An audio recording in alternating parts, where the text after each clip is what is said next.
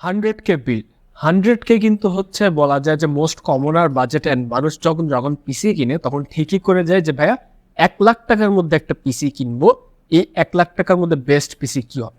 আজকে আমরা যেটা বিল্ড করব সেটা হচ্ছে 1 লাখ টাকার মধ্যে একদম অল ব্রেইনার অল পারপাস ওভারঅল একটা বিল্ড, যেটা দিয়ে আবারও আপনারা যে কোনো দিকে কিন্তু যেতে পারবেন, সেটা গেমিং হোক, ডিজাইনিং হোক, ভিডিও রেন্ডারিং হোক, 3D মডেলিং হোক, এভরিথিং, যেটা এই পারপাসটা এই বিলটা আমাদের সার্ভ করে দিবে। তো চলুন দেখা যাক যে আজকে আমাদের এই বিলটাতে কি কি হচ্ছে আমরা ইউজ করছি কম্পোনেন্ট অ্যান্ড বেঞ্চমার্ক আমাদের আউটপুটটা কেমন দিচ্ছে। সাথে আমি আছি অনুরাগ, আপনারা ছিলেন টেকল্যান্ড বাংলাদেশ। চলুন দেখা যাক আজকে আমাদের 100K বিল। 100K বিলটাতে আমরা প্রথমে প্রসেসর হিসাবে যেটা ইউজ করছি সেটা মনে হয় এই বছরের প্রসেসর অফ দ্য ইয়ার হয়ে যাবে, because it's a very very big deal. And এটা হচ্ছে আমাদের Ryzen 5 7500F AM5 সকেটের যে প্রসেসরটা, 6 কোর 12 থ্রেডের এই প্রসেসরটা কিন্তু খুবই মানে পাওয়ারফুল একটা প্রসেসর। অ্যান্ড রিপিটেডলি কিন্তু 13400F যেগুলো আছে না ইন্টেলের, ওটা থেকে কিন্তু বেটার পারফরমেন্স করছে। অ্যান্ড অফকোর্স হচ্ছে এফিসিয়েন্ট আর্কিটেকচার আছে, এটা নিয়ে আমার বেশি কিছু বলার দরকার নাই। এটার প্রাইসটা এখন হচ্ছে আপনার 19,000 টাকার আশপাশে পড়বে। এর সাথে আমরা যেটা মাদারবোর্ড হিসেবে ইম্পেয়ার করছি সেটা হচ্ছে আমাদের MSI B650 M-B এই মাদারবোর্ডটা। এই মাদারবোর্ডটা কিন্তু এটার জন্য বেশ ভালোই মাদারবোর্ড বলা যায়। যদি ওসি ক্যাপাবিলিটি দেখি তাও কিন্তু মোটামুটি ভালোই হচ্ছে, এটাকে সাপোর্ট দিয়ে দিবে। এই জিনিসটা আমাদের পিক করার কারণ হচ্ছে দুইটা। যখন M5 সিস্টেমের প্রসেসরগুলো মার্কেটে লঞ্চ হয় তখন মাদারবোর্ডের দামগুলো অনেক প্রাইসে ছিল। সেম মাদারবোর্ডই এখন 13,000 টাকায় পাচ্ছি, 22-21 টাকা নিচে কিন্তু পাওয়া যেত না। অ্যান্ড আরও অনেক ব্যাপার স্যাপার ছিল। হ্যাঁ, এই কারণে এইবার যেটা হইলো মাদারবোর্ডের দামটা কমছে। অ্যান্ড AM5 নেওয়ার আরেকটা সেকেন্ড রিজন কি, সেটা হচ্ছে আপগ্রেডেবিলিটি। AMDর এই সেম সকেটে সেম মাদারবোর্ড দিয়ে কিন্তু আপনারা মনে হয় আরও 2 থেকে 3 জেনারেশন আপগ্রেড করতে পারবেন, যেটা কিন্তু AMD আমাদেরকে সুবিধাটা করে দেয়। তো এই দুটো মিলিয়ে I think it's a best package combo for our 100K build. এবার চলুন নেক্সটটা কথাবার্তা বলা যায়। বিল্ডটার মেমোরি কন্ট্রোলারদের দিকে এখন হচ্ছে আমাদের একটু চোখটা দিতে হবে। মেমোরি কন্ট্রোলার হিসেবে র্যাম হিসেবে আমরা যেটাই প্রথমে পিক করেছি সেটা Trident Z5 RGB এই র্যামটা, which is an RGB RAM. And এই র্যামটার একটা স্পেশালিটি হচ্ছে এটা কিন্তু AMD এক্সপো সাপোর্টেড, অর্থাৎ আপনারা 6000 মেগাহার্টজের যে ফুল বাস স্পিডটা আছে সেই পর্যন্ত র্যামটাকে পুশ করতে পারবেন। হ্যাঁ, এটার প্রাইসটা আগে একটু বলে দিই, 7,800 টাকা। অ্যান্ড যেহেতু DDR5 র্যাম, আপনারা যারা জানেন DDR5 র্যাম কিন্তু একটাই হচ্ছে আপনার ডুয়াল চ্যানেল হিসেবে কাজ করে। বাট এখানে একটু একটা জিনিস আমি বলে দিই, এই রিসেন্টলি কিন্তু AM5 এর যে মাদারবোর্ডগুলোতে আছে ওগুলোতে 6000 মেগাহার্টজের যদি এক্সপো দিয়ে সেট করা হয় সেক্ষেত্রে কিন্তু বুট টাইমে একটা স্পিড বেড়ে যাচ্ছে, বিকজ হচ্ছে ওরা একটা মেমোরি রিস্টোর করে। সেই ক্ষেত্রে যারা হচ্ছে গিয়ে এটা সমস্যাটা ফেস করছেন, MSI বা যে কোনো মাদারবোর্ডের বায়োসে যে মেমোরি কনটেক্সট রিস্টোরটা এনেবল করে দেবেন, তাহলে কিন্তু বুট টাইমটা ফিক্স হয়ে যাবে। আরও বেশি জানতে এটা আপনারা ইউটিউবে কোনো যে কোনো ভিডিও পেয়ে যাবেন, দেখতে পারেন। নেক্সট হিসাবে যেটা আমরা পিক করছি সেটা হচ্ছে এই বিল্ডের সাথে আমরা কোন হচ্ছে SSD-টা অ্যাড করছি। হ্যাঁ, SSD হিসেবে আমরা যেটা অ্যাড করছি সেটা হচ্ছে টিমের MP44 512GB এর Zen 4 SSD। যেহেতু আমাদের পুরো সিস্টেমটা একটা Zen 4 system, of course PCI Zen 4 SSD use করতেই হতো। তো 7,500 টাকা এখন এটা প্রায় প্রাইস। অ্যান্ড এটা হচ্ছে আপনারা পেয়ে যাবেন। অ্যান্ড ব্যাপারটা হচ্ছে কি, SSD-র দাম কিন্তু হচ্ছে অনেক বাড়ছে ইদানিং, যেহেতু হচ্ছে আমাদের চাইনিজ ভাই ব্রাদাররা হচ্ছে SSD আর র্যাম নিয়ে এখন মাইনিং করা শুরু করছে, GPU বাদ দিয়ে এটার উপর নজর পড়ছে। তো SSD সেলের দাম কিন্তু আস্তে আস্তে বেড়ে যাচ্ছে। এই ছিল মোটামুটি আমাদের মেমোরি কন্ট্রোলার। এবার একটু দেখা যাক যে GPU হিসেবে আমরা কি পিক করছি। GPU হিসেবে আমরা যেটা পিক করছি সেটা হচ্ছে আমাদের NVIDIA-রই একটা বিখ্যাত কুখ্যাত GPU যেটাই বলেন, সেটা হচ্ছে GeForce RTX 4060 Zotac এডিশনটা, 8GB একটা GDDR6 GPU। এটা নেওয়ার পর কিন্তু অনেকেরই কিন্তু পক্ষে বা বিপক্ষে হচ্ছে গিয়ে অনেক মত বিমত থাকতে পারে। বাট এটা নেওয়ার বেশ কিছু কারণ রয়েছে, যেহেতু আমাদের টোটাল বিল্ডটা হচ্ছে আমাদের কি বিল্ড, ওভারঅল বিল্ড, মানে অলরাউন্ড একটা বিল্ড হবে। আপনি ARC 770 হয়তো বা নিতে পারেন, 16GB VRAM পাবেন, ওটা দিয়ে গেমিংও হয়তো বা কিছু ক্ষেত্রে বেটার পাবেন, অ্যান্ড ভিডিও রেন্ডারিংও সেটাও বেটার পাবেন। বাট আপনি চিন্তা করলেন যে রেড ট্রেসিং এর মজা মোটামুটি একটু নিতে চান, ভালোই মোটামুটি যেহেতু হচ্ছে আপস্কেলিং মেথডগুলো আছে সেটার জন্য কিন্তু এটার উপরে GPU নেই। অ্যান্ড অ্যানাদার থিং ইজ, আপনি যদি 3D মডেলিংয়ে যান বা আর্কিটেকচারাল ওয়ার্কলোডের দিকে যান বা যে কোনো ধরনের এই প্রোডাক্টিভিটি ওরিয়েন্টেড কাজগুলো করেন, ডুয়াল এনভেন কিন্তু আপনাকে একটা এজ দিবে। অ্যান্ড এটার যে কুডা করে এটার সাপোর্ট কিন্তু একদম ওয়ার্ল্ড ওয়াইড সব হচ্ছে আপনি সফটওয়্যার অ্যান্ড অ্যাপ্লিকেশনে পেয়ে যাবেন। সো এইটার কারণই হচ্ছে যে ওভারঅল যে কোনো দিকে যেন আপনারা যেতে পারেন, তার জন্য কিন্তু এই জিনিসটা আমরা পিক করছি।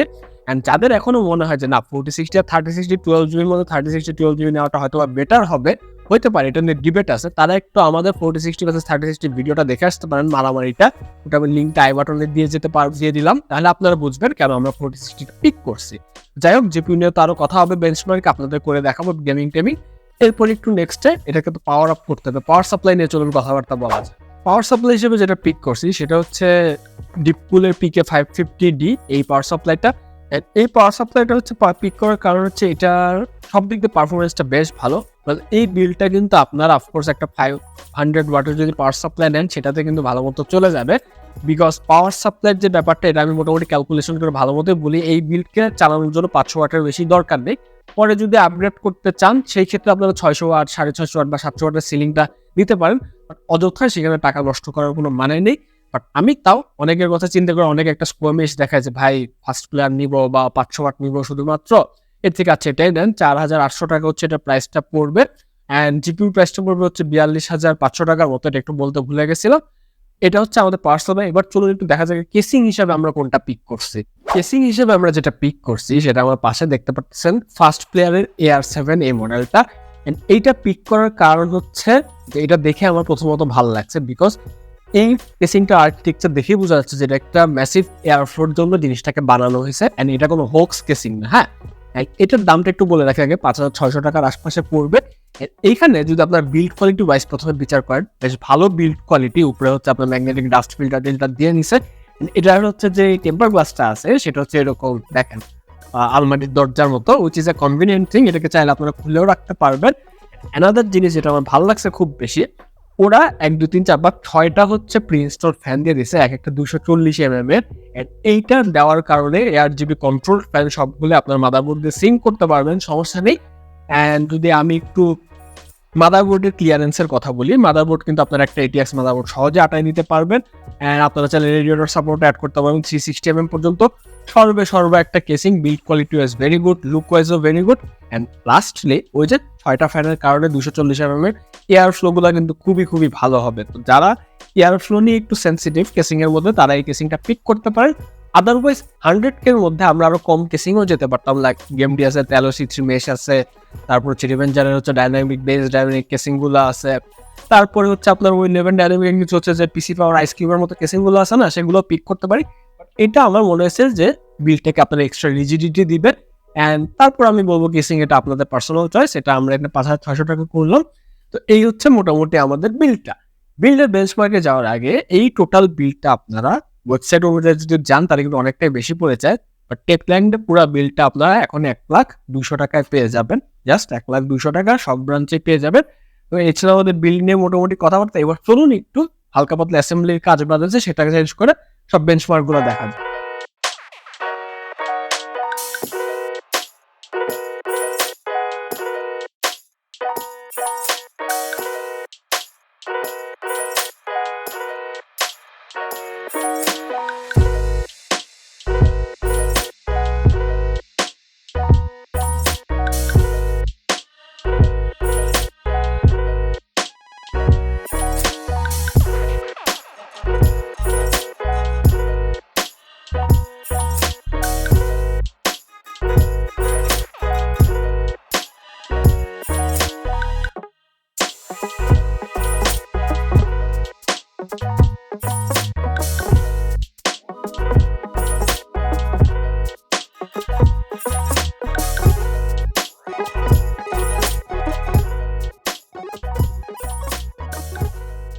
প্রথমে আমরা বেঞ্চমার্কিং এর ক্ষেত্রে ট্র্যাডিশন অনুযায়ী Geekbench 6 দিয়ে শুরু করে দিলাম। Geekbench 6 এ যখন সিপিইউর ক্যালিবারটাকে মাপলাম, দেখলাম যে সিঙ্গেল করে প্রায় 2762 আর মাল্টি করে প্রায় 11,490 এর মতো স্কোর পুশ করে, which is কিন্তু হিউজ, খুবই সুন্দর একটা স্কোর। ওপেন সেলে যখন 4060 কে মাপতে গেলাম, দেখলাম যে প্রায় 1,06,790 এর মতো স্কোর পুশ করে, which is again জিপিইউর কিন্তু এই টায়ারের জিপিইউ হিসেবে খুবই ভালো স্কোর, নো ডাউট। ভিরেতে যখন আমরা ভিরে বেঞ্চমার্কে ভিরে 6টা এখন আসছে, এটাতে যখন হচ্ছে বেঞ্চমার্ক করতে গেলাম, দেখলাম যে সিপিইউ হিসেবে এটা প্রায় 14,651 স্কোর পুশ করছে, which is a veteran grade score এই বাজেটের একটা প্রসেসরের জন্য। জিপিইউর ক্ষেত্রে যখন বেঞ্চমার্কটা করলাম তখন দেখলাম যে প্রায় 1772 এর মতো কুডাতে স্কোর করছে, উইচ ইজ কিন্তু very accelerated score for this 4060, মানতেই হবে। নেক্সট আমরা পুরো সিস্টেমের একটা বেঞ্চমার্কের জন্য 3D মার্ক ওয়াইল্ড লাইফের টাইম স্পাই যে বেঞ্চমার্ক আছে ডিরেক্টএক্স 12 বেস, ওটাতে করলাম বেঞ্চমার্ক শেষ করে দেখলাম যে ওভারঅল সিস্টেমে প্রায় 10,224 মতো স্কোর পুশ করছে, যেটা কিন্তু বেশ ভালো একটা স্কোর ফর দিস বাজেট। তারপর আমরা এসএসডিটা একটু ইমপ্লিমেন্ট করছি, এটা স্পিডটা তো দেখতে হবে, যেহেতু গ্রাফিনের শিট দেওয়া আছে, তার মানে ঠান্ডাই থাকার কথা।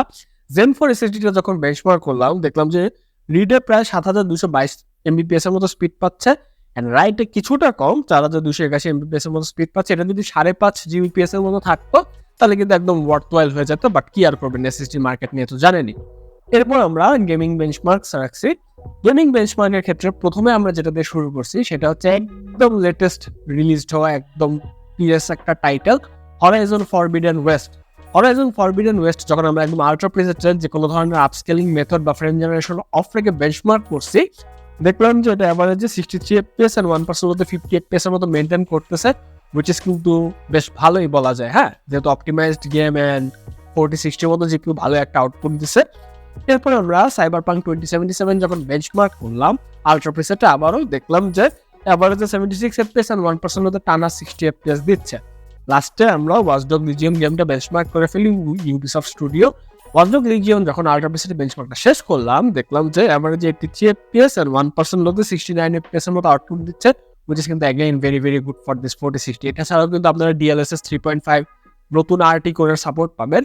এই সিস্টেমটার ক্ষেত্রে আমরা কোনো প্রোডাক্টিভিটি বেঞ্চমার্কার রাখি নাই, বিকজ প্রোডাক্টিভিটির ক্ষেত্রে হ্যান্ডস অন এনভিডিয়া একটা বস, খুবই রিলায়েবল জিপিইউ হয়, চোখ বন্ধ করে আপনারা নিয়ে নিতে পারেন। যারা এআই ডেভেলপমেন্টের কাজ করছেন, এআই ট্রেন করার কাজ করছেন, তাদের জন্য কিন্তু Nvidia is the most sophisticated GPU in the market right now. RX 770 is good, RX 7600 gaming good হতে পারে, বাট ওভারঅলের ক্ষেত্রে কিন্তু আই থিঙ্ক আমার মনে হয় 4060 কিন্তু কোনো জুড়ি নাই। অ্যান্ড বললাম তো 3060 ওভার এটা কেন নেওয়া হয়েছে, আমরা ভিডিওটা দেখে আসতে পারেন। এই ছিল মোটামুটি আমাদের বিল্ড, আমরা বেঞ্চমার্ক করে দেখালাম। এবার একটু শেষে কিছু কথাবার্তা বলে আপনাদেরকে একটু বিদায় দিয়ে দিই। শেষটা এই বিলটা নিয়ে কি বলা যায়, 1,02,000 টাকা যে বিলটা হলো, এই বিলটা কিন্তু সবই ভালো, সবই গুড, মানে বেশ ওয়ার্থওয়েল একটা বিল্ড। কিন্তু একটা ফ্ল কিন্তু এই বিলটা আমি রেখে দিচ্ছি, সেটা হচ্ছে এই বিলটাতে আমি কোনো এক্সটার্নাল কোনো এয়ার কুলার অ্যাড করতে পারিনি, এয়ার কুলার বা এআইও, যার কারণে কিন্তু 7500F কিন্তু খুবই মাথা গরম একটা প্রসেসর, হুটহাট 90°C পার হয়ে যায়। স্টক কুলার দিয়ে চালানোর জন্য এটা সাজেস্টেড থাকবে না, বাট আমার তো এখানে 28 হইতো, তাই আমি করছি। বাকি কম্পোনেন্টগুলো আমি ঠিক রাখার ট্রাই করছি, বিকজ কুলার যে কোনো সময় আপগ্রেড করা যায়। অফকোর্স সাজেস্ট থাকবে একটা কুলার আপনারা নিয়ে নেবেন, হ্যাঁ, একটা হচ্ছে আফটার মার্কেট কুলার নিয়ে নেবেন। এখন কথা হচ্ছে এই বিল্ডটা নেওয়া কি ওয়ার্থ ইট হবে কিনা। দেখেন, এই বিল্ডটা একটা ওপেন এন্ডেড বিল্ড থাকলো, বিকজ আপনি M5 এর সিস্টেম ইউজ করছেন। এই M5 এর আপনি চাইলে এই জেনারেশনে আপগ্রেড করতে পারবেন, 7 জেনারেশনের বা পরবর্তী আই থিঙ্ক 2 জেনারেশন পর্যন্ত আপগ্রেড করতেই পারবেন। সো আপগ্রেডেবিলিটি সিপিইউর ক্ষেত্রে একটা অপশন থাকলো সেম মাদারবোর্ড দিয়ে। জিপিইউ আপনি যে কোনো সময় আপগ্রেড করতে পারবেন। তারপরে হচ্ছে র্যাম আপনি যে কোনো সময় একটা ইনক্লুড করে দিতে পারবেন, কোনো সমস্যা নেই। এসএসডি হচ্ছে বাড়াতে পারবেন। সর্বাধিক দিয়ে যদি দেখেন আপগ্রেডেবিলিটির অপশন কিন্তু সবগুলোতে এই বিলটাতে ঠিক আছে। একটা ভালো কেসিং আমি ইউজ করছি, আর প্রসেসরের ক্যালিবার কিন্তু এই সেগমেন্টের মধ্যে এটা একটা top processor, no doubt. GPU যেটা ইউজ করছি এটা নিয়ে দ্বিমত পক্ষে বা বিপক্ষে থাকতে পারে, বাট তারপর আমার মনে হয় হ্যান্ডস অন ওভারঅলের দিক দিয়ে এই জিপিইউর জুড়ি মেলা ভার। অফকোর্স নেক্সটে কি থাকতেছে, পাওয়ার সাপ্লাইটা আমরা মোটামুটি ভালো ইউজ করছি। তো এই বিল্ডে আপনারা কি কাজ করতে পারবেন, লিটারালি যে কোনো কাজ আপনি চিন্তা করতে পারেন, সবই করতে পারেন। গেমিং তো আছে, প্রোডাক্টিভিটি আছে, 3D মডেলিং আছে, আর্কিটেকচারাল ওয়ার্কলোড আছে, AIML এর তারপর হচ্ছে টাস্কগুলো আছে, ট্রেনিং করানো আছে, তারপরে হচ্ছে অটো ক্যাড, তারপর 3D মায়া, যেগুলোতে আপনি কাজ করার চিন্তা করতে পারেন, সাইকেল রেন্ডারিং এর যে জিনিসগুলো আছে, হ্যাঁ, তারপরে হচ্ছে পড়াশোনার কাজে যদি আপনি ইউজ করতে চান, anything you can think of, digital marketing, graphics, যেগুলো এগুলো তো পিস অফ কেক জিনিস, আর বলতে হবে না। সবকিছু দিক দিয়ে কিন্তু এটা আপনাকে হ্যামার করে দেবে। সো অফকোর্স এই জিনিসটা আপনার টেকনোলজি পেয়ে যাবেন। এখন লাস্টে যে কথাটা বলে রাখি, আমাদের কিন্তু একটা গিভওয়ে চলতেছে। গিভওয়ে যে একটা ভিডিওতে আমি চ্যানেল দিয়েছিলাম, আমাদের RX 750 ভার্সেস 770 যে ভিডিওটা, কেসিং আমরা গিভওয়ে করতেছি, ওটার লিঙ্কটা আমি আই বাটনে দিলাম, আপনারা চাইলে দেখে আসতে পারেন, গিভওয়েটাতে পার্টিসিপেট করতে পারেন, খুবই easy. And last thing is, আপনারা কিন্তু অফকোর্স টেকল্যান্ডের আমাদের যে গ্রুপটা আছে না, টেকলিক বাংলাদেশ ফেসবুক গ্রুপ, সেখানে জয়েন হয়ে যান। তাহলে সেখানে জয়েন হলে কি হবে জানেন, ওখানে যদি জয়েন হন তাহলে আপনারা আপনাদের নিজস্ব প্রিফারেন্স অনুযায়ী যে কোনো সাজেশন আমার কাছে চেতে পারবেন, আমার সাথে আড্ডা দিতে পারবেন, আমার কাছ থেকে সাজেশন তো অফকোর্স চেতে পারবেন বললাম। অ্যান্ড তাছাড়াও কিন্তু আমাদের নেক্সট ভিডিও কি কিনে আসা উচিত, কি রিভিউ করা উচিত, বা কি খুলে দেখা উচিত, কার পোস্টমর্টম করা উচিত, সব আপনারা কিন্তু আমাকে সাজেশন দিতে পারেন টেকলিক বাংলাদেশ, হ্যাঁ। অ্যান্ড আপনাদের সাথে যেহেতু কানেক্ট করা হয় না কমেন্ট বক্সে, টেকোলিক ইজ দ্য ওয়ে। এই ছিল, আপনার গ্রুপে জয়েন হয়ে যাবেন। দেখা হবে অন্য কোনো ভিডিওতে। এই ভিডিওটা ভালো লাগলে লাইক দিবেন এবং subscribe to the channel is a must. So goodbye, and definitely will catch you on the next.